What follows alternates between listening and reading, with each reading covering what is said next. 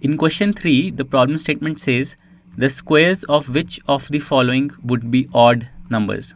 So we have these 4 numbers given to us: 431, 2826, 7779 and 82004. So without any calculations, we have to determine whether the squares of each of these numbers will be an even number or an odd number.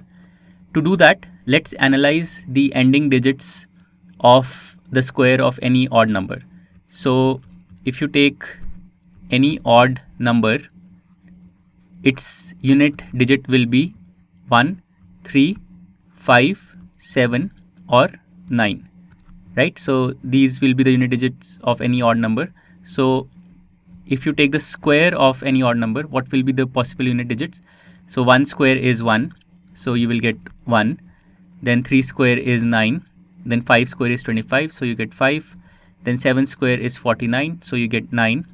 And then 9 square is 81, so you get 1. So for any odd number, the ending digit of the square could be 1, 9, 5, 9 or 1. So all of these are also odd.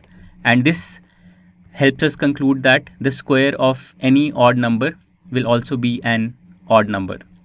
What about even numbers? So if you take any even number, what could be the ending digit of an even number? So it could be 2, 3, 2, 4, 6, 8 and it could also be 0. So these 5 could be the ending digit of an even number, and the ending digit of the square could be, for 2 square it could be 4, for 4 square is 16, so 6, 6 square is 36, so 6 again, 8 square is 64, so 4 again, and 0 square is 0.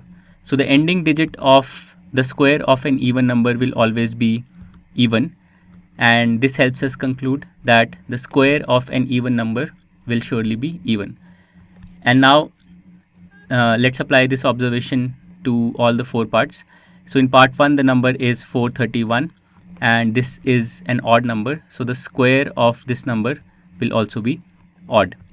In part 2, the number is 2826 and this is an even number, so the square of this number will also be even.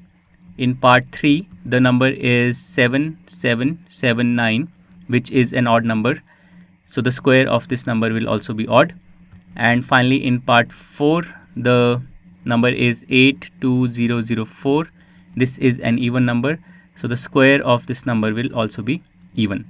So the numbers for which the squares will be odd numbers are 1 and 3. And this completes question number 3.